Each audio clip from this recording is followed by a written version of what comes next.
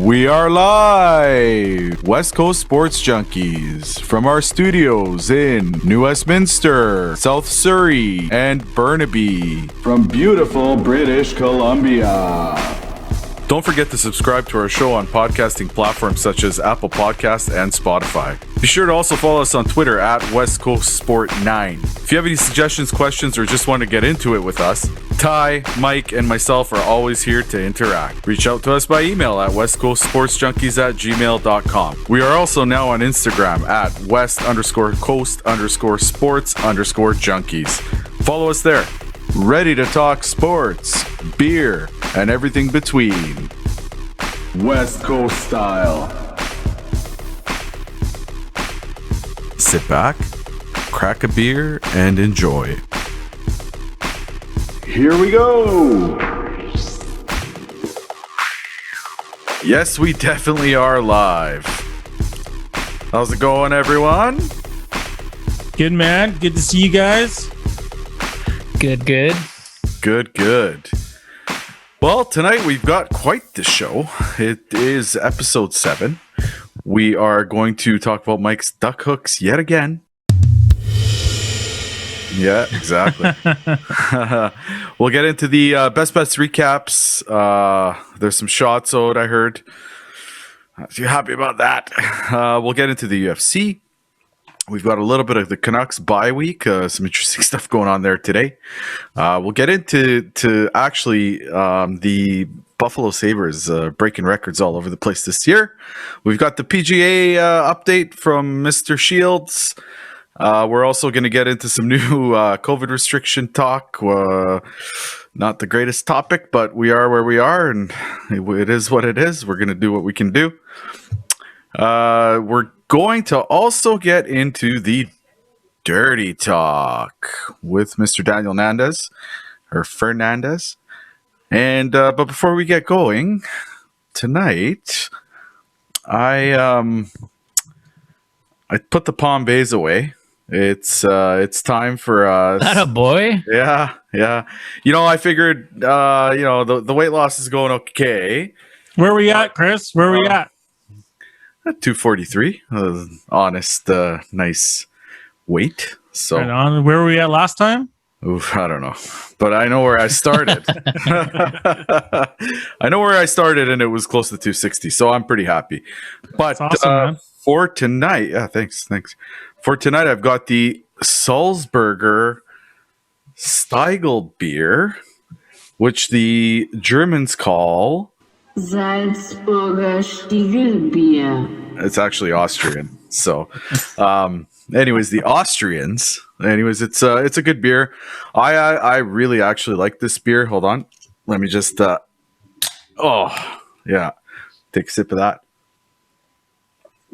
Oh yeah, very good Austrian beer. What do you got going on tonight, Mr. Ty? Well, tonight I am trying a dark lager from Steel and Oak for the first time. Let me have a sip of this. Well, that's good. Trying something different tonight. So far, so good from the first sip. Mike, what you got going tonight?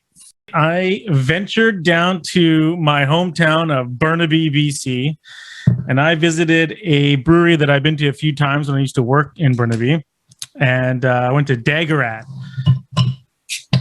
And so I'm trying the Bernabarian beer from Daggerat Brewing. It's a Belgian.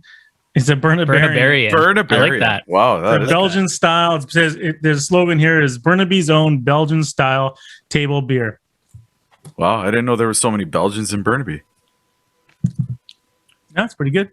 Is it? Tastes like a good weedy beer. Yeah, Like a Duvel? sure. You've never had a Duvel before? No, what's that? It's a Belgian beer, or maybe it? or is it like a Stella? Maybe. I don't know, but I've been to Belgium, and I drank beer there. Did you have some Belgian chocolate? I don't remember. I was drunk. That's what I was going to say.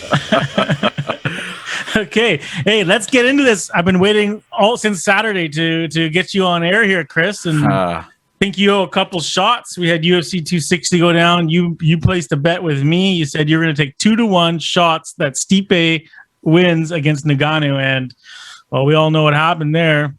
Ngannou knocked him out in the second round. He did. So to make this fair, you also called out and said that it was going to be a first round knockout.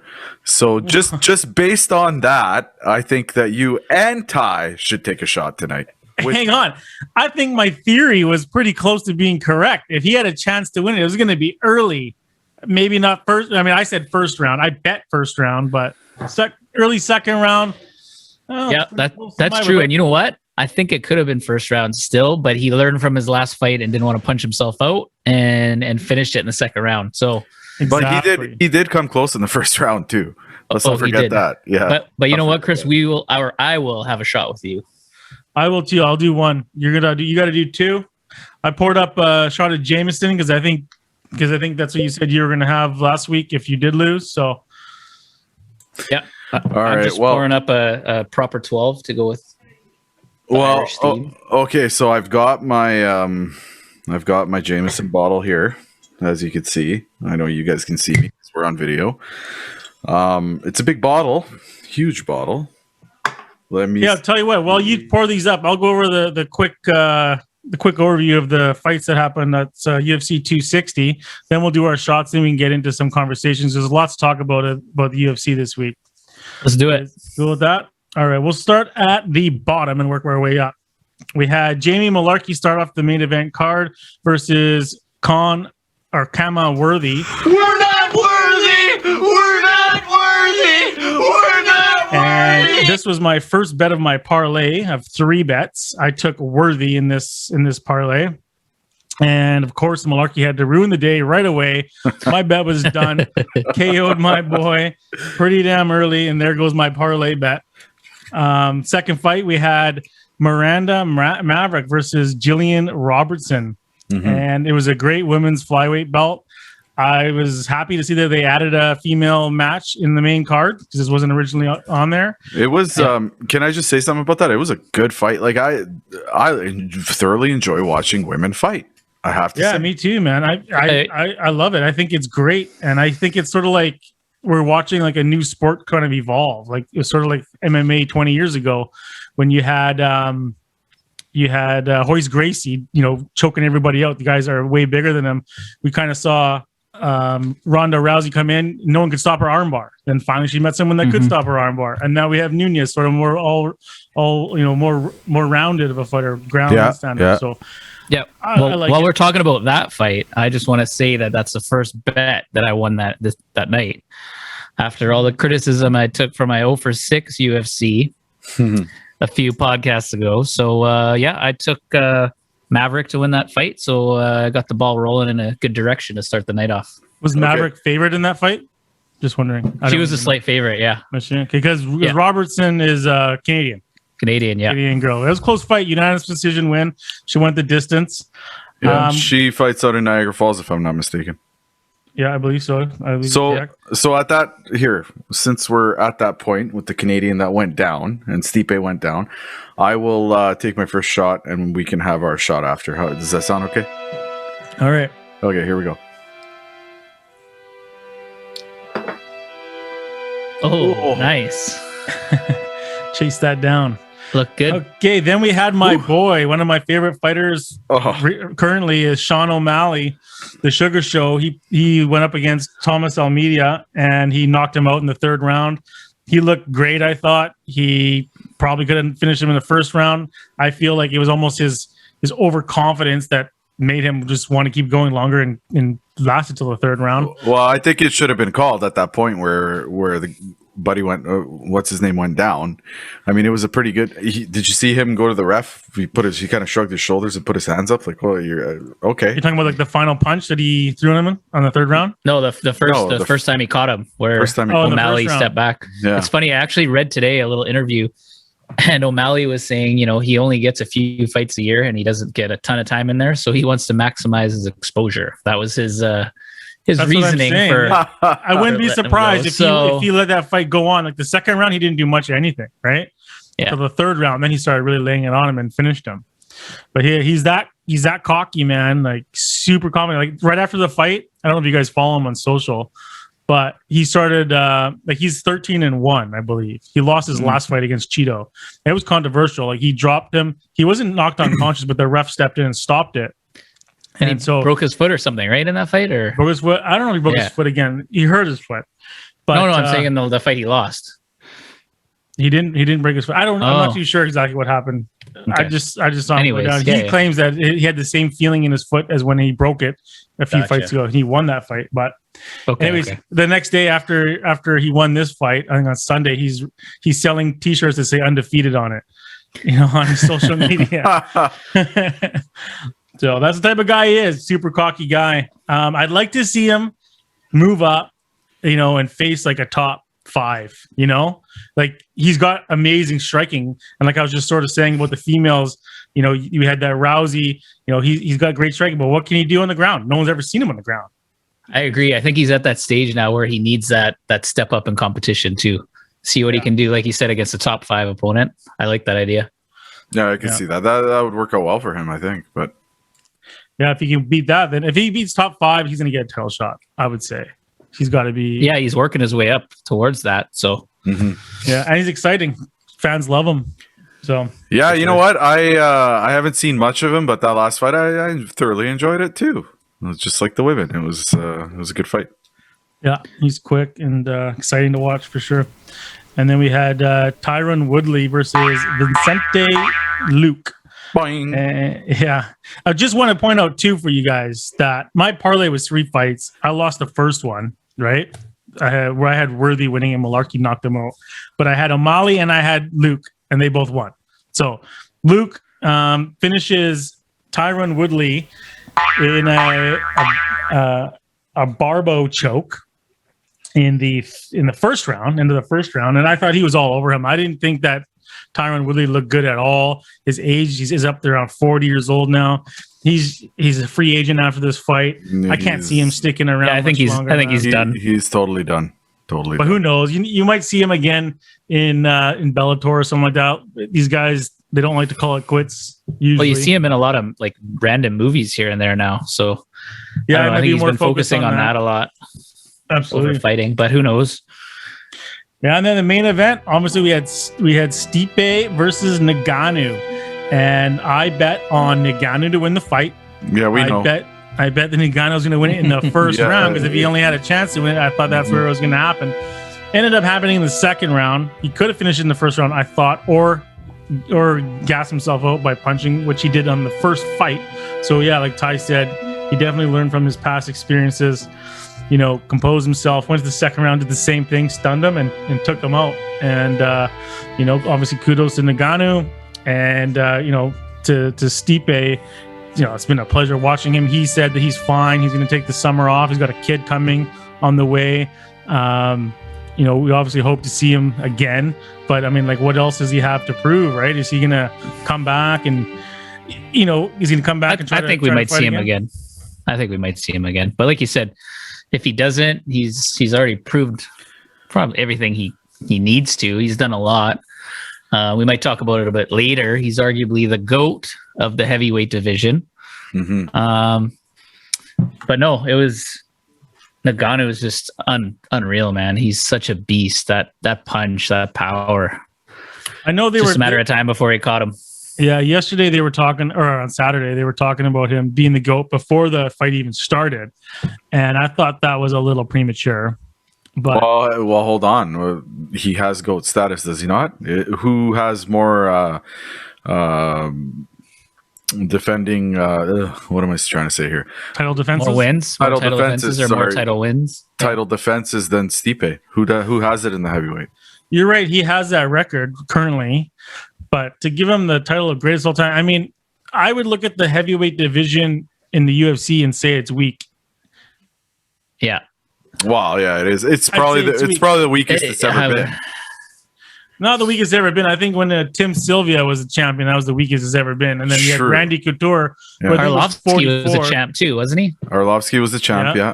Yeah. It's never really had that like a ton of contenders in the mix at the top. Like you had Lesnar and you had Frank Mir. I mean, there's only a couple. You know, you have Stipe, now you have Nagano. Nagano could be in a league of his own too. I mean, there's like who's next for Nagano? He can either fight Stipe again. He can fight John Jones, who they're Derek talking about, Lewis, or Derek Lewis. I mean, I think that like those to him, I'd love to see John Jones. That's the money fight for sure. But if you're John Jones, do you want to fight Nagano? I mean, I wouldn't. So I want to see Stipe and Nagano have their third fight. And I want to see, and if Stipe loses, walk away. And if he doesn't, he continues on. And that's it. This could be, Matt Serra scenario where he won once and got lucky and lost it again. So I don't think it's a Matt Serra scenario because Matt Serra was a complete amateur coming in to fight Big a time champ. Underdog too. Yeah, and just stunned him, right? I think that all those fights, I mean, the only two fights I want to see are Stipe again against Nagano or John Jones versus Nagano. I mean, do you guys think that John Jones, I mean, he tweeted afterwards the fight saying, show me the money. And I watched the press conference afterwards. Dana White said, like, well, he knows who to call if he wants to fight. He can have that fight. Like, what is this show me the money thing? You know what I mean? He wants one of those like Conor McGregor huge paydays, like a share of the pay-per-view revenue, a share of the gate, because that's what Conor's negotiated to a lot of his big fights. So that's what he wants. But I mean, he would get who knows it. Behind the I think scenes. he would get it. Do you think he has a chance? I do. No, guys. Man. We just talked about it with Adesanya stepping up to fight the champ. You're gonna step up. You see the size difference between Yeah, think of how Ngannou fast he would be compared to Nagano, though. You just got to touch him a couple times. I don't know, man. I would love to see it, and I think he has a good chance. I'd love to see it too. But again, I think either way, odds-wise, I don't think Nagano would be a huge favorite. He would be a favorite, but I don't think the betting line would be that big. I don't know. Yeah. We'll see how it plays out. Last little bit about the fights on Saturday night. The awards, $50,000 bonuses went out to the fight of the night. That was Luke versus Woodley. Performance of the night went to Sean O'Malley and Nagano. So they all got $50,000. And we can... that was probably one of the best UFCs I've watched in a long time. Top to bottom, the main card was a lot of fun. It was a lot of fun. Yeah. Finishes, submissions, and the main event delivered for sure. For sure. Wow. And maybe because I won a parlay. Forgot to mention that as well. So I did a lot better betting this UFC. It makes it a lot more fun, eh? When you win, yeah. Yeah. It's tougher when we announce it on air here, and then I got people texting me like, first round, hey, first round. I'm like, well, come on, my parlay was Luke, O'Malley, and Nagano. So it was a nice one. So on that note, since the last time I had to have a shot, it was because I went 0 for 6 essentially and lost a bet. Let's cheers. Already? You call that a shot? Go with second What shot. is that? What is that? Show me that It's again. a full shot. It must be something wrong with your camera, man. What is that? What, a Paquito? That is not even a Paquito. That is It's a half shot. Oh my! It's a school night, man. Show me that again. I'm drinking for fun. Why aren't you showing it? You have to have. You can see it right here. Did you guys see this? Have you guys been following this Jake Paul versus Ben Askren at all? Talking about fighting? Yeah, a little bit. Jake Paol. YouTube. Yeah, do you know who that is? Yeah, my kids watch him on YouTube. Okay, really? That's Yeah, a little really. bit, isn't it rated R? But When is anyways. that fight, by the way? Do you? Yeah, I do. Is it rated R? It's April 17th. So I was listening to Joe Rogan. I listened to his podcast, and he was talking about this fight. And so you have Jake Paul, who's had I think 2 professional fights. One was against the ex-basketball player, right? And he knocked him out. And that was on the Nate undercard. Robinson, yeah. Yeah, undercard with the Tyson fight. Tyson returning back to fight Moore, right? No, Roy Jones Jr. Yeah. And then you have Ben Askren, who's a fighter, who's a champion at Bellator. He was the champion there for 3 years, I think. He left there the champion. Then he went to One Fighting, became the champion there, comes to the UFC, wins, I think, a bout loses one, and then he loses obviously that fight to Jorge Masvidal, and then retires. And now he's going to fight this guy in a boxing match. So they're talking like they're listing all these. This guy's a champion. This guy's a wrestler. Blah blah blah blah. He doesn't strike much, but you got to strike a bit to be in the UFC. You got to know how. You got to train a bit, right? For sure. So I'm going to go online and I'm going to place a bet on. I see what the odds are, and I'm thinking that I'm going to bet on Jake Paul because he's a boxer. That's all he does is train. It's a boxing match, and I look at the odds, thinking he'd be a major underdog. He's a major favorite. He's a minus 225 favorite in this fight against Ben Askren. I'm like, holy shit! I'm putting money on Askren now, who I know is a fighter, right? Yeah. That's crazy. That is surprising, crazy. Right? I know. Is it on the same promotion that did the Tyson? Yeah, Showtime. Or it must be. Okay, yeah. It must be if it's with Jake Paul. I guess that's who he has to deal with. Yeah, but yeah, he's all self-promoted. It's crazy what he's done on YouTube and through pretty social impressive. media. Although getting all this attention in these fights. I heard him call out Conor McGregor. I thought I was crossing the line. If I was McGregor, I would just beat the crap out of him. Yeah, and you'd probably get a good payday for it too. Exactly. I'd take a beating for a big payday like that too. Yeah. But he was like insulting his wife and stuff. Like it was totally crossing the line. That's how he gets all this attention. Really? Okay. Yeah. And so I just watched a little bit of it. You know who? And it's pretty funny because Jake Paul, you know who he's training with? Who? Jorge Masvidal. Really? Oh, really? And he shows video clips. And he essentially ended his little UFC career there. Yeah, and like the fastest knockout in history and stuff like that, man. It's pretty funny. You should watch a little bit of his thing. Anyways. Okay, you guys ready for this joint shot here? Yeah. Okay, so what? You got Jameson, I got Jameson. Ty's got a couple of drips of whatever that is. What is it? Proper 12. Conor McGregor's whiskey. Yeah. Proper 12. Has anyone tried Bruce Buffer's? I think it's a bourbon, isn't it? Cheers. I haven't tried it. Cheers. It's good. Oh, whew. Oh, I wish I had some pickle juice. Oh. All right. Well, that about does it for the UFC. There's some exciting fights coming up next month. End of April, we have 3 title fights, 2 of them being women's titles. And so I'm really looking forward to that card. And I'll just tell you real quick, that's April 24th. So on the 17th, we'll have Jake Paul versus Ben Askren, which I'm gonna watch it. I got to see this. I think I am too. Yeah. Yeah, I'll watch that. I watched the last one just out of curiosity, so I'll check this one out too. Then on the April 24th, we have the UFC 261. We have Usman versus Masvidal for the championship. It's a rematch. And then we have 2 of the women's title fights on the line. We got Zhang versus Mama Jamas. Rose. Yeah. Mama That's why I always just call her Rose, man. Yeah. And then Shevchenko's fighting Andrade. So yeah, it should be good. Jessica Andrade. Okay, yeah, cool. Yeah. That's a good card. So hold on, let's go back to just one more thing. Did you say Bruce Buffer has he's got a drink out there? He's got a bottle. I don't know what it is. I think it's a bourbon. Really? Does it change your voice? We are live. Oh, you want to get some of that? I want to get some of that. Get my announcer voice in here. I was saying if Bruce Buffer were to ever retire, Chris, you should be on the short list of possible people to replace him. Yeah, it's got a great name too, hey? His bourbon? What is it? Puncher's Chance. Puncher's Chance. So it's a bourbon then, okay? Kentucky straight bourbon. Oh, one last thing before we move on from UFC. One thing I'm super happy about. Misha Tate from the Pacific Northwest down in the Seattle area. I think she's Seahawks fan. Yeah, super Seahawks fan. We met her at a Seahawks game. I got a picture taken with her. Maybe we'll put that up on our social media. The NFC Championship, not just any game too, before the Super Bowl win. We let her dad cut in line to go to the washroom. To take a leak. Yeah.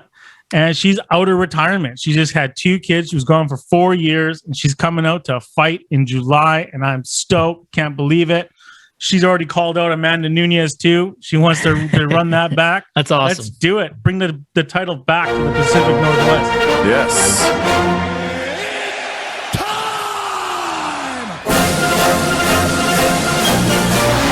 Slayed the dragon!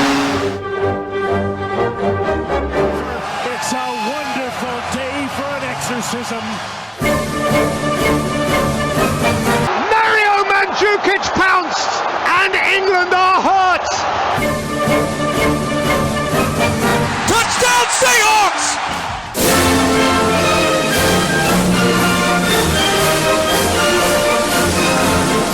All right, back to it. We're going to talk a little bit about the NHL. So the Canucks are on a bye week, so nothing really. Well, I shouldn't say nothing. There were a couple of stories out there. I mean, the violin that I heard when I saw that Roussel comment about. He was just whining. It's not fair. It's not A little fair. press conference about the schedule, Oh man. You know what? I don't like to hear whining. Like I'll if it's valid, like if the ref makes a bad call or whatever, and somebody emotionally says it at the time, I'm good with it. But when you're sitting there and that's the only thing you could say. Oh, it's not fair the way we have this. It's not for me. I don't like hearing that. I mean, everybody has schedule issues. Everybody has schedule, ups and downs. He doesn't need to whine about it. He's on a bye week, man. Like, come on. Yeah, and he was complaining about Montreal, like comparing the Canucks to Montreal, right? I mean, they're gonna have a crazy schedule down the stretch here to get in all their games, right? Because they've missed so many. Yeah, everyone's gonna have to play unless something crazy happens, COVID-wise, in terms of the NHL, like it did last year, how they just stopped the season and they did points percentage. Everyone's going to have to play the same amount of games. So that break that Montreal had at the beginning, they're going to have a crazy schedule down the stretch here, trying to get in all the games that they missed, right? So you think that they might have 2 games in one day? Wouldn't that be awesome? I don't think so. I don't think it would happen, but another thing that bugs me about Roussel, though, it's like, all these reasons why, the Canucks haven't been playing well. He's got 1 goal this season. Yeah, he's on the damn team. 33 games played, 1 goal. I realize he's not a scorer and that's not his role, but I mean, doesn't matter. I think a little bit. Yeah, I think he's done. Come on, man. I think he's pretty much done. Personally, he's also been tagged as a dirty player by the refs. You can tell. His first shift back after they're onto him. Oh yeah. His first shift back after he was injured or whatever, he was cut. Not cut. He wasn't scratched. I think he was injured. Yeah. First shift back, 10 seconds in, boom, penalty, and the opposition scored. Like that. If that's your contribution to the team, and then you're going to sit there and whine. And now he's a target for people like us. Like, yeah, I knew he wasn't playing great, but after his comments, I went and looked up his stats. I'm like, okay, well, maybe you score a few more goals, this and that, chip in a little bit more, play a little bit better defensively, and, the Canucks have a better record, and you're not sitting there complaining about the schedule. Yeah. But that's just me. What do you think, Mike? Yeah, I agree with you 100%. For sure. I was just thinking, I remember last week I said that I think Besser's really upped his game, right? Yep. And I was thinking about it this past week, and it's like, is it just me, or does Besser up his game whenever Pettersson's out? Kind of like how when I watch Malkin up his game every time Crosby's out. Do you guys see a relation to that, or is it just because Pettersson being out, we don't focus so much on that? That's a good question. I think it could be a bit of both. I mean, when Pettersson's in, we're focused on him a lot more. Right. Because he's like our star. But I definitely think he has upped his game since Pettersson's been out. And he's needed to, right? We don't have the scoring depth, obviously, without Pettersson in the lineup. So, yeah, I think it's a bit of both. Definitely. Chris, what do you think? Well, you know what? I think Besser's just having a bounce back year. I think he's more noticeable out there when Pettersson's not there, obviously, because you're looking for the star, right? But I think he's just having an all-around good year. I think last year was kind of, and then Toffoli, you remember the rumors they were going to get rid of Besser and keep Toffoli, blah, blah, blah. I think that really affected him mentally.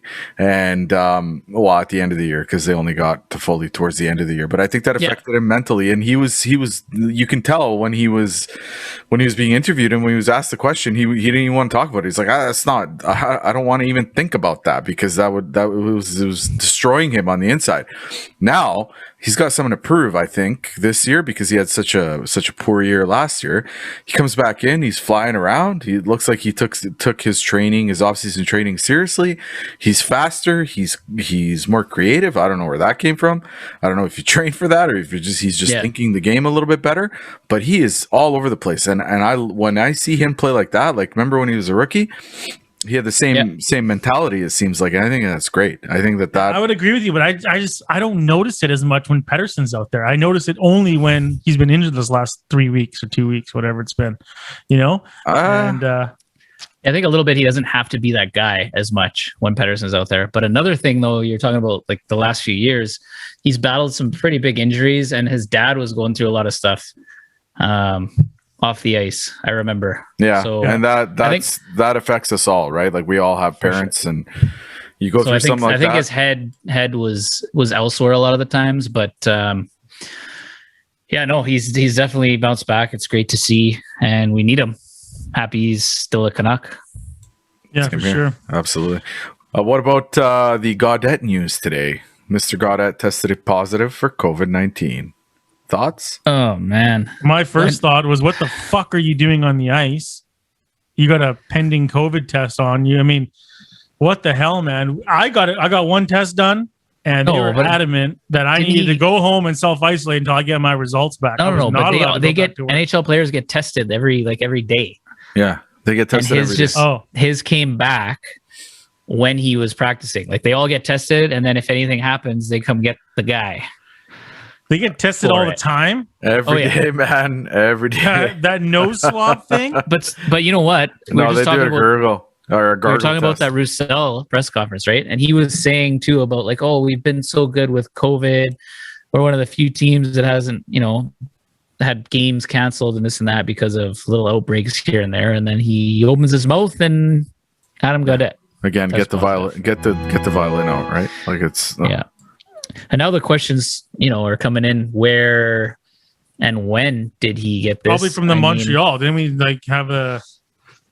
Yeah, well, that's the interesting thing. So we played Montreal before our bye week, and they haven't been playing because of some positive cases. I think they are back on the ice tonight, but they hadn't been playing because of that. So, yeah, in terms of when you can catch it and the time before, it would show up as in positive, I don't know, but that definitely is a possibility. Mm-hmm. Wasn't there something else I saw? I saw some people on Twitter were like, he was out hiking or doing something. Did you guys see that? No.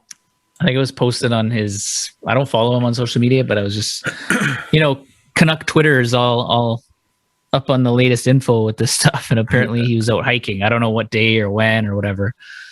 So of course people start saying, he was out hiking and exposed. What's he doing? And yeah. So what's this gurgle test all about? Why didn't I get that option? It's for kids mostly. Yeah, but I think they've been getting it perfected, I think. So I remember watching Dana White getting it done. Doesn't look pleasant. And I got it done one time, and my God, that is not a pleasant thing to do. Yeah. I haven't got it done. I know you two guys have. I have not. But my wife has, and she said it's not pleasant. No. So you know what else isn't pleasant? What? The Buffalo Sabres record right now. We think we have it bad. Oh man. 17. That makes me happy because they came in the league the same year as the Canucks did. They did. They're the expansion cousins. 17 straight losses, and not only that. So they had a lead. They had a lead in the game. It was unreal. Everybody. And then what happened? I explain it. The empty net. What? Yeah. So I didn't watch the game, but I watched the highlights of it. It was actually one of the first games on SportsCenter because everyone wants to see, right? So they're up 3-0 against Philly, playing probably one of their best games, obviously, in a while. They had a lead, right? So they're up 3-0. Philly scored a couple goals in the third, came back, and everyone's thinking, oh no, the Sabres are going to saber. They're going to do it again. Yeah. But 3-2, about a minute left. Philly had their net empty. I don't remember the player, but they got to about center ice. They're kind of falling down and shot a backhand towards the net. just missed the empty net to put the game away. So we all knew what was going to happen next. Philly comes right back down the ice, scores it, and 3-3 going overtime, and then Buffalo goes on to lose in overtime. The streak continues. Well, at least they got a point. Yeah, I think that's why they don't consider it a losing streak. It's a winless streak or something. It's a winless streak. Yeah. It is terrible. It's a terrible, terrible team to be a part of right now. Oh man. And what a disaster. Oh, I guess with this Gaudette news, sorry to go back to it real quick, but you know how we were saying that Bonnie Henry or the Canucks wanted to meet with Bonnie Henry to see if we can get fans back in the building? Oh, yeah. Bonnie Henry announces yesterday, more restrictions on no more restaurants, no more eating indoors together, blah, blah, blah. It's like one step forward and two steps back. No kidding, man. You got to feel for all these restaurants. Yeah, man. Yeah, it's brutal. So everyone should support local and get some takeout from your favorite local restaurants. Yeah, tonight I ordered Skip the Dishes, and I had SNL, a local favorite of ours out here in South Surrey. Nice. I'm going to be ordering some pachos from Kelly O'Brien's tomorrow night. You guys ever had pachos? I have, yeah, they're really good. I don't think they correspond with my diet at the moment. Amazing. SNL, right, well, when your diet's SNL, over, you get steak and when your diet's over, if it's over soon, get some takeout. When's that ever going to be over? Awesome. Okay, right? well, so back to Montreal, where the COVID supposedly came from. They traded for Eric Stahl. They're getting Eric Stahl on their team. What Mr. 36-year-old my age, Eric Stahl, and on the move again. Yeah, and not only that, he went for quite a bit. It was like 2 draft picks, man. Yeah, it's surprising. I hope Benning's taking notes. Yeah, how to get rid of some aging assets. Yeah, not to buy, but to get rid of. Yeah, get rid of some aging assets. Oh man, can you imagine if he buys something? Oh no. I think it's a good move by Montreal, though. I think Eric Stahl's is a unique piece to the puzzle. Yeah, well, yeah. I don't know if he played tonight.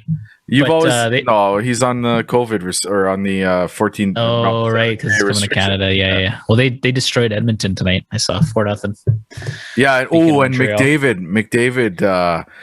McDavid put he laid a pretty dirty elbow. Apparently, he's going to get looked at for a suspension, possibly. Oh no, man! He's on a fantasy team.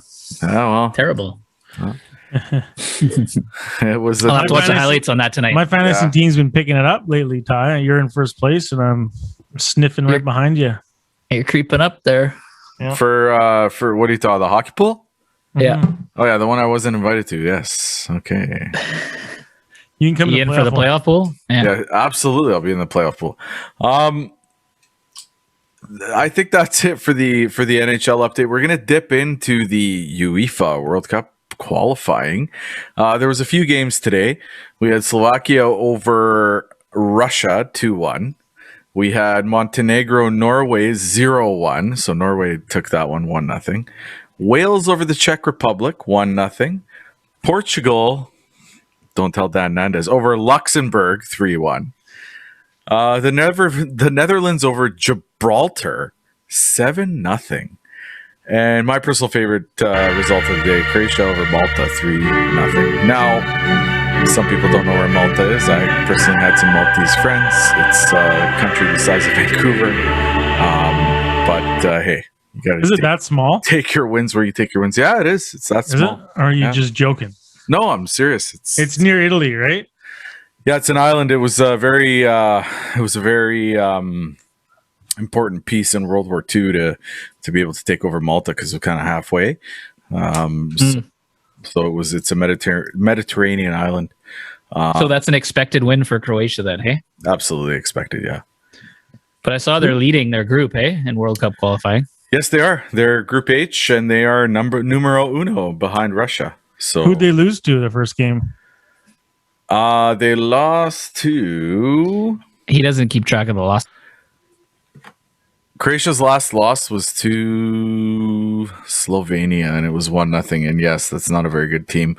They do have a good goalie, but they did beat Cyprus 1-0. if you guys know where Cyprus is. So That's good. I was North watching Vancouver, right? Ty, we gotta get you out in the world, my friend. We gotta get you more cultured. Cyprus. Kidding. Jeez. Kidding. Okay? I know. It's actually West Vancouver. Come on. Oh, But Edit I was this watching Italy. Italy was playing on Saturday, and I was watching the game in Italian. It was kind of fun, and they won the game 2-0. Good for them. Yeah. I can't remember who they were playing. I'm not a real Italian fan, but Italy's Good stuff. so the viewers know Italy's my team, Mhm. Croatia's Govic's team, and Russia's Ty's team. no, it's No, I think Ty always cheers for Mexico. I'm pretty sure because Let's I know go USA. when Croatia played Mexico and Mexico won, Ty was all over my text messaging inbox, and I was like, you know what, Ty, fuck off. So Actually, I heard Canada won, so we might have a chance. I'll be cheering for Canada in whatever World Cup we're kind of hosting. the one we should get in there, right? Oh, absolutely. The one As a host nation. As a host nation, you get an automatic in. But what boom. you talking about the one that they're going to play games in Edmonton and not in Vancouver because of because of Mr. Horgan there? Oh, Stupid. oh man, Looks like we'll be going to Edmonton. You can show me around. yeah. I'll show you the scenes, the River Valley. Should it be a road trip, boys? We can do that. Definitely. Get Big Pappy out there in a trailer, and we sleep on the side of the highway. Boom. Cool. For those of you that don't know, Mike names his vehicles, and one of them is Big Pappy. So That's right. And he's gone, but he was a lot of fun. all right, time for Dirty Talk, all the way from Dirty East Van, Dirty Town, Mr. Dan Nandez. Dirty time. What's going on, everyone? Welcome to the Dirty Talk with Dan Nandez. This is your host, Dan Nandez, on the West Coast Sports Junkies podcast. A lot to talk about today. Let's get right into it. You know what? I just can't not bring up again Deshaun Watson. We're not going to spend a whole lot of time on him, but another 19 accusations. I really hope that, people are just trying to take advantage of his stardom, because at this point right now, it's not looking good. But you know what? Let's move on to the next thing. I want to stick with, the gridiron. I want to stick with football. Just announced 17-week season coming next year. I think it's great for the fans. We all want more football. We all want, games internationally, playing in Mexico, in Canada, in Europe. I think it's great for the game, but sure enough, players got to complain. What do you got to complain about a 17-week season? I mean, other teams, other professional leagues, hockey, basketball, 82 game seasons. Baseball, you got like 100-something games, and you guys are complaining about 16 weeks. You get paid just as much in 16 weeks, or if not more, than players playing pretty much 3/4 of a year. So you know what? Suck it up. You get paid for playing your favorite sport. Just do it. Stay out of the social media. Stay out of, breaking the law. Don't be on the news. That's it. That's all. You know what? Let's jump right in it. What a weekend it was in the UFC. An amazing main event. Ngannou came back, finally, did what he said he wanted to do in the first match. He beat Stipe. You know what? I don't know. Stipe, I think he was getting already ready for his modeling career. Did you guys see that FloJo hair he had? All nice and fluffy there. Yeah, I don't think he was ready to be in the ring with Ngannou. Ngannou was there to hunt. But you know what? Already we're jumping ahead. We're talking about John Bones Jones. Have you guys heard? Already on social media threatening to want to be released from the UFC. Why? Because Crybaby Bones Jones is now, maybe not be in line for that big, huge, super tonight against Nagano. Dana White thinks that maybe we should cool the jets a little bit. Let's have another title fight for the heavyweight. I think Lewis may be fighting Nagano. And, of course, Bones Jones has got to complain. You know what? The man, give him credit. He is the pound for pound best fighter. But you know what? How much drama and bullshit off of, outside of the ring in the last few years. Drugs, being suspended. All you got to do, man, is shut up and wait for your turn. You're not entitled. You have messed up a little bit. You've had more than enough turns to, save face. Just wait your turn. It'll come. Bah, bah, bah, bah. All right, ladies and gentlemen, that's it for the Dirty Talk this week. Thank you much for listening. If you have any at all ideas, topics you want to throw my way, look me up at Dan Nandez 21 on Instagram. Have a great week. See you guys next time. Dirty time. So, Mr. Dan. Hello there, guys. That was some good stuff. A little bit of technical difficulties there, but all good. we need you to get a proper headset. But you know what? It's coming. It's coming courtesy of Amazon. Perfect. Amazon Prime, so it should be here tomorrow. Good plug. So we'll be up and running, guys, for our next session. Can't wait. All right. So without further ado, why don't we all just take a shot together, since we're all here together, not together physically. We are socially distanced in our own homes. What you got drinking tonight there, Dan? I've got a nice, smooth Stoli vodka. Ugh. That's what you're shooting? And to chase, I have a mixture of spiced rum and ginger. Gross. Dan, that's what you call getting dirty. Just so you know, I'm getting dirty with the JJ Jameson. So it's been the theme all night because of Stipe's loss, and just gonna keep going with it. Let's keep it going. All right, let's do this. Well, what do you got, Ty? Hold on. Tell Dan what you got. What do you got? A Paquito again, or what is that? Proper 12. Same thing. Ugh. It's honestly really similar to Jameson. Probably Jameson's. I would say it's a lot better, but here we are. And Mike? Yeah, I'm going with the Jameson because my good buddy Chris there is drinking that, and he's feeling sorrow for his buddy Stipe going down. And when he hurts, I hurt. So that's very sweet. That's very sweet. I'm going to suffer through it with you, bud. All right, it's time. All right, let's go. Cheers, boys. Cheers. Cheers, guys. Woo! Ooh. I think my shot glass is filled up more than your guys's. Doubtful. I think they look dirty. Well, it was definitely filled up more than Mr. Tyler's over there. He's got a Paquito, which means like three drops of a vial. It's a perfect shot. Oh yeah. I'm a veteran in this game. Okay. Whew, that one didn't go down so well, but a little bit of get into it. Yeah, let's get into it. So, Deshaun Watson, did you say an extra 19 charges or total of 19? No, charges? total as of right now to date is 19 charges. That is People are coming from 2019. What are these charges? Are they all different, like sexual assault charges? Sexual assault and harassment. It's all to do with his massage trips, I think. Correct? Correct. Really? And it's like a Tiger Woods story all over again, eh? This is where the conspiracies are, in my mind, starting to come out, because we all know he wanted and demanded a trade. Conveniently, the lawyer who is representing don't quote me on this, I do believe my sources and my info is correct, but the lawyer that is representing all I'm usually your source, though. Well, yeah, exactly.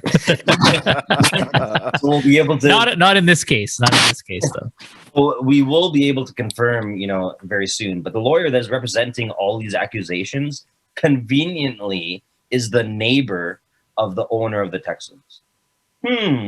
Interesting. Interesting. So you think the Texans owner might be getting a little dirty? He's getting dirty. I mean, you got a franchise quarterback. You've invested a lot of money in future picks that were thrown away by your, coach that you got rid of, and now you have a quarterback that doesn't want to play for you. So what are you going to do? Yeah, I brought this up today in one of my groups, and I was told that only stupid Trump supporters would think something like this. And not to say that has any influence on my political views or anything, but I was like, okay, weird argument. I wouldn't be surprised if the Texans owner is friends with Trump. Yeah, right. Totally. Well, there is talk coming out that, and some of the comments in the actual lawsuits are that Watson has been trying to settle everything, behind closed doors with certain people. So yeah, I read that he was deleting Instagram messages that were screenshotted, trying to settle outside of court. So that's not a good look. That's not a good look at all. So who knows?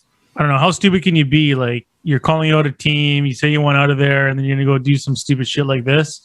Well, like we said, maybe he saw this coming. Shadowing him for sure. Hey, maybe he saw this coming, and that's why he wanted out of Houston, right? I think we talked about that a little bit before. Especially these are they're in Houston. Is this where it's happening?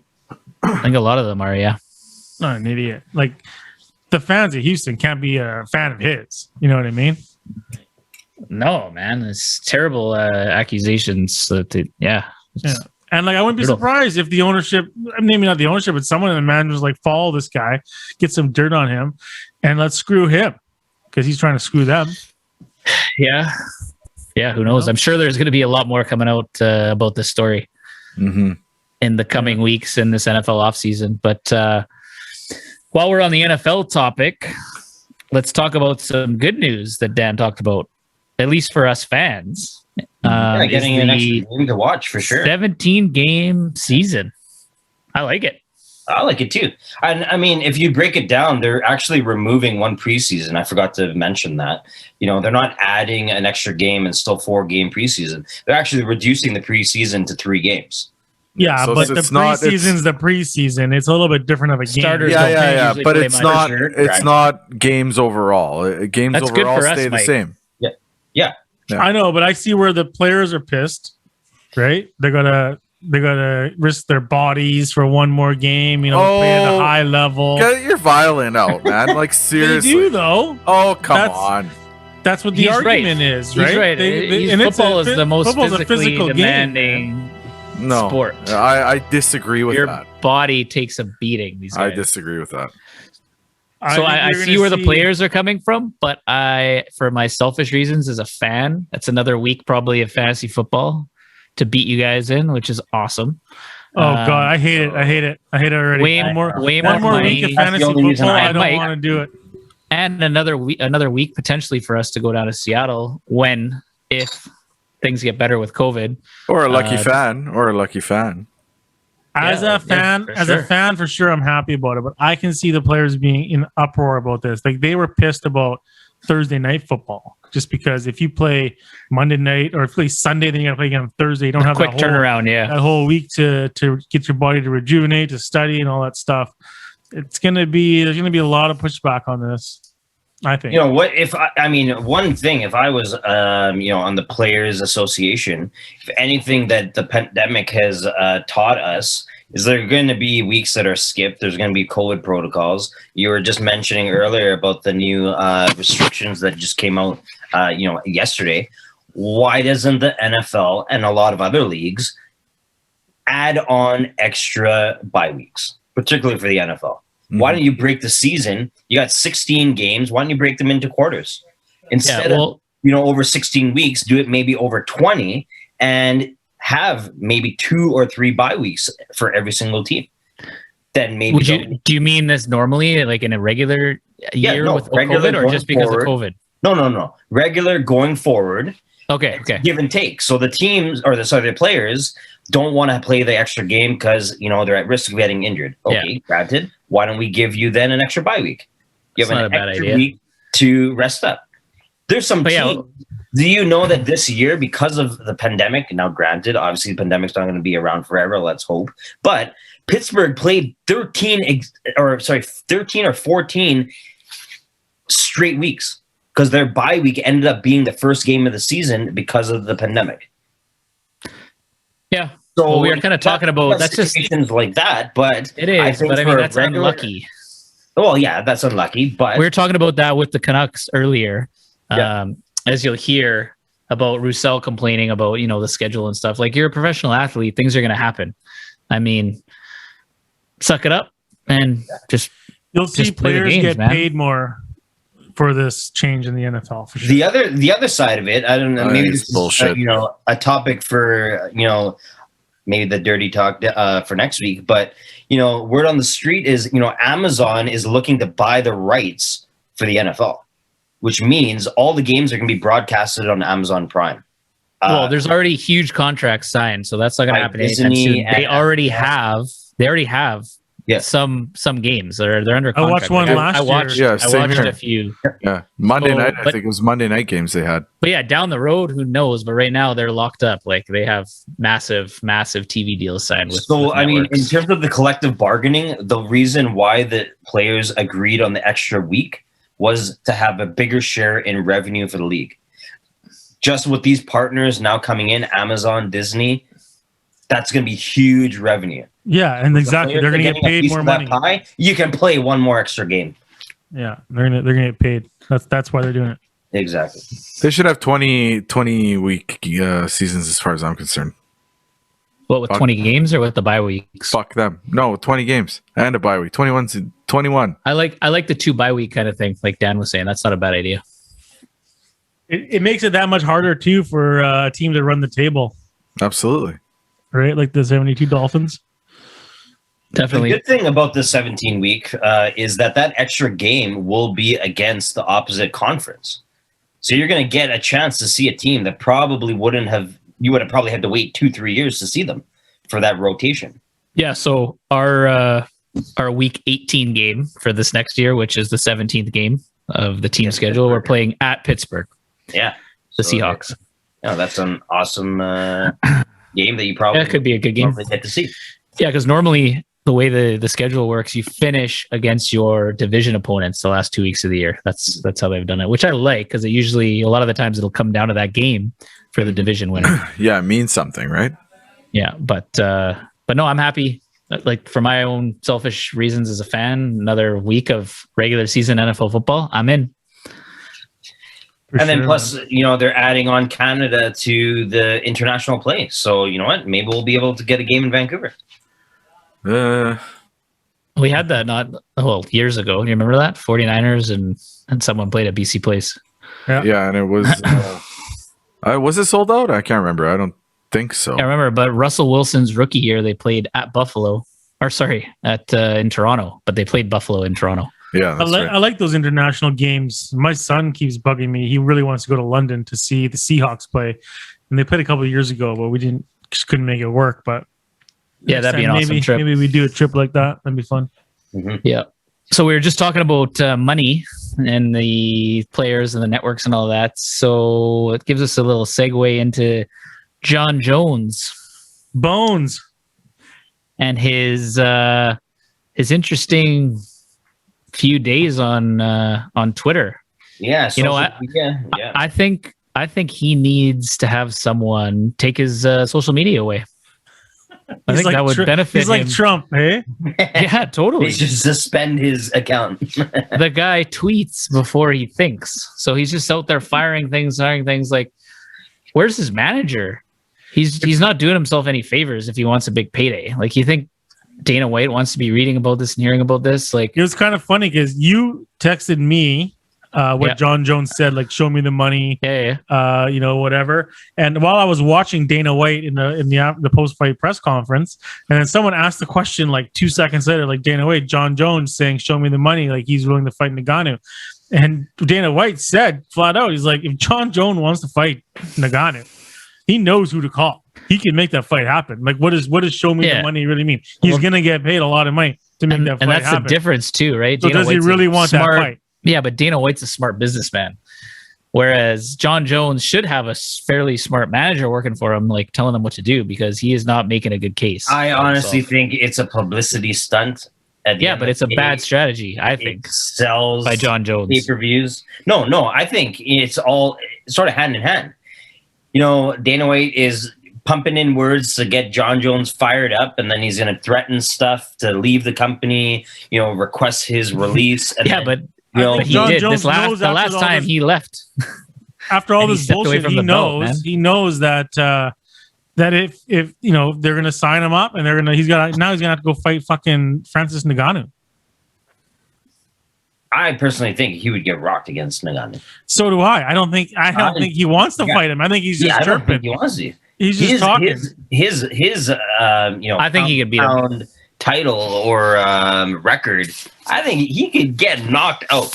He may be walking around, and he says he walks around at 240. Of course, he could get 245. knocked out, but I don't know. I think he could do it. John Jones is not bulletproof. We've seen him get broke, and he almost lost against Gustafsson. No, he should have lost against Gustafsson. Almost lost against. He won that fight. That was an amazing He fight. did. He should have lost. He's a way more look- technical fighter. He could looked put human up a there. great fight against Ngannou.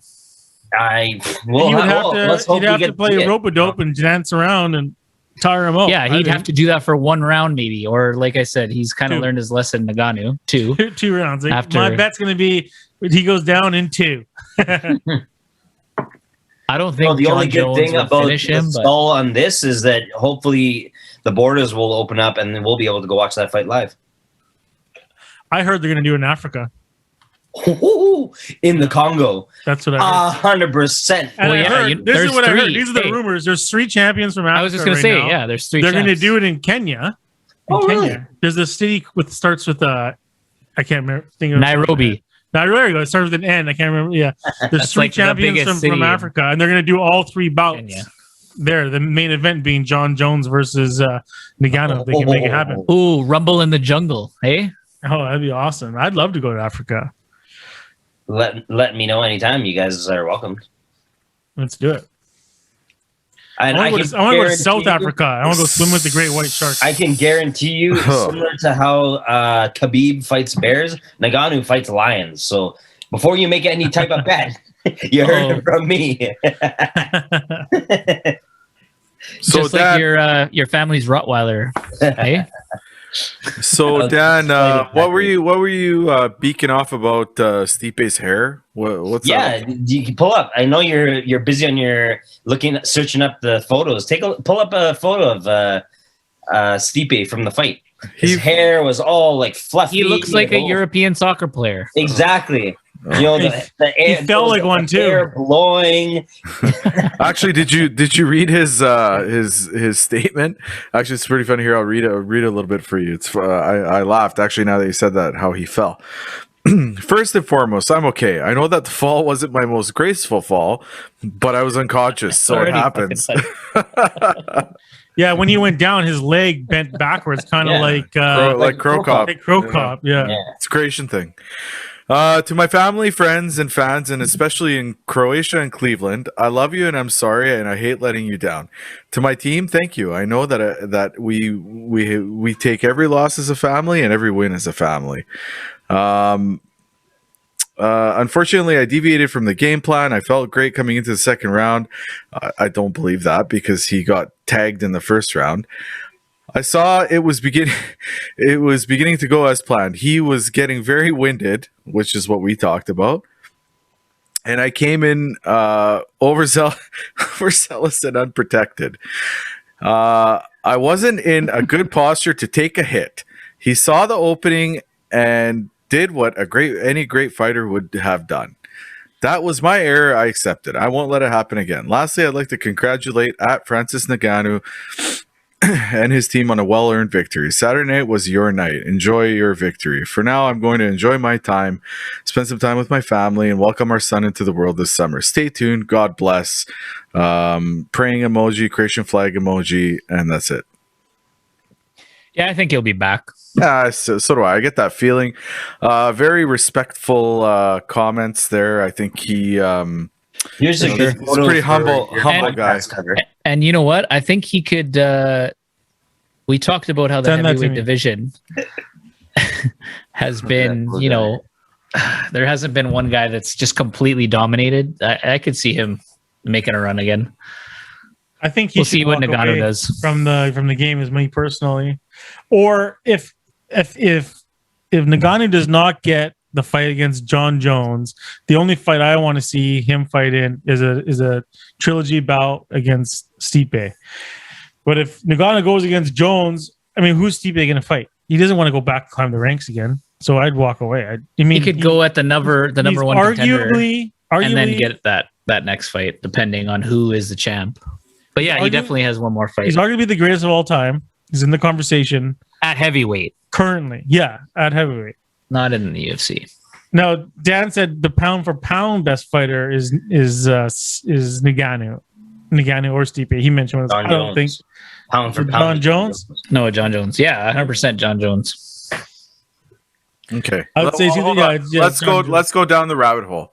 Okay, well, who's the GOAT? UFC. It doesn't matter. Heavyweight, welterweight, middleweight.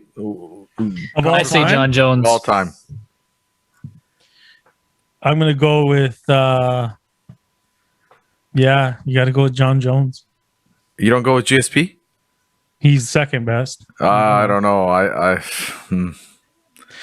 The problem with GSP, well, John Jones has been at the top for 10 years. He hasn't lost. He lost a no Look contest. at his title fights. That's his title He's wins. never lost a fight, really. You know what I mean? He's never lost in the octagon. He's never been. I think he's only been taken down in one fight. I don't have a fact checker here, but I can only remember him being taken down in one fight. If we're gonna look, I'm gonna pull it up right here because I have it on the actual, the score, male pound for pound. That's what they have. John Jones #1. Who's number 2? That's all time, or is that current? Currently right now. Oh, yeah. So I think active. I think John Jones, GSP, Silva, even Mighty Mouse Johnson, and now Amanda Mighty Mouse Nunes Johnson, too. I think, was up there. Yeah, he must have had like 12, 13 title defenses. Yeah, I think he's tied with John Jones. what about like Randy Couture or Tank Different Abbott? era. That's that's. But you got to put Khabib in there. He's never lost. But he hasn't won enough. He didn't win enough. The title twice? Fuck, Stipe only lost twice. Well, come on. If Khabib stayed and defended his title a few more times, So we'll say he has potential to be the greatest of all time. who? Khabib? Yeah, Yeah, for sure. gotta But come he's out of retired. he's got to fight more. Yeah. I think he'll come back. Like I said last episode, I want to see Khabib GSP go at it at welterweight. Dirty time. All right, let's take it over to the NFL update, Ty. All right, guys. So not a crazy busy week for the Seahawks, but we had some action. First, we'll talk about losing one of our top D linemen, interior D lineman, Jaron Reed. So he was asked to restructure his deal, and he wanted a long-term extension instead of restructuring, which led to the Seahawks releasing him. He ended up signing really quickly with Kansas City at a reduced salary than what he would have made with the Seahawks, which doesn't seem like a great business decision by him. But that's a little bit of a shot. Yeah, he's reunited with Frank Clark. So KC's D-line just got pretty scary. But kind of as his replacement, the Seahawks went out and signed Al Woods, who actually opted out last year because of COVID. He didn't play at all in the NFL, but the year before he played for us and he was really solid. That interior position on the D-line, big guy, good run stuffer. But also on the defensive side, we signed Carlos Dunlap, which I'm really excited about, to a 2-year, $8.5 million deal. We traded for him midway through last year, and when he got to Seattle, he just changed our defense. It was awesome. He led us in sacks the second half of the year and just really set the tone on D and turned the tables for us. As you know, we were struggling last year, especially early in the season, and we got hot later on. I remember him against we were playing the Cardinals in Thursday Night Football, and it came down to a fourth and there was fourth down, big play. Anyways, he sacked Kyle Murray there, and that was probably when I finally took notice to who this guy was. Yeah, so it seems like John Schneider's read the market really well. So he's another guy who we let go into free agency.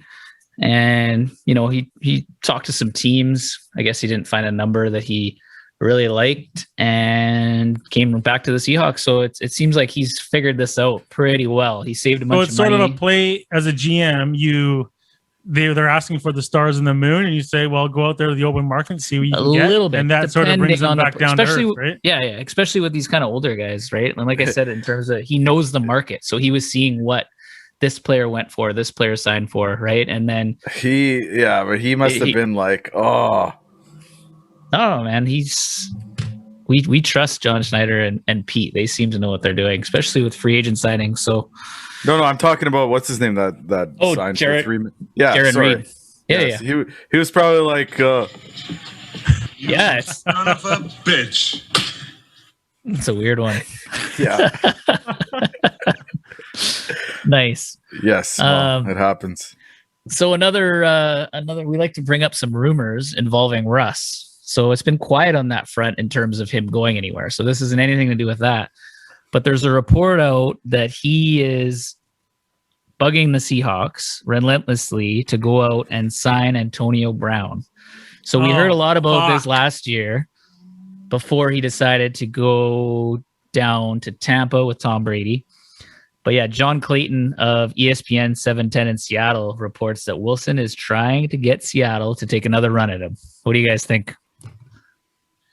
Well, I think you can't be serious. Yeah. I mean, this is the same Antonio Brown that just won the Super Bowl, right? He's the same guy that has all the sexual assault allegations, right? And all the personal misconduct. He's always in the news for the wrong reasons, for sure. Yeah. No. So I'm with you. I don't want him. I think he's cancer. I think he's cancer off the field and he's cancer on the field. Well, that's our episode for tonight. Hope you enjoyed it. If you liked it, follow us, give us a rating, like us. Be sure to also follow us on Twitter at West Coast Sport 9. Don't forget to subscribe to our show on podcasting platforms such as Apple Podcasts and Spotify. Reach out to us by email at westcoastsportsjunkies@gmail.com.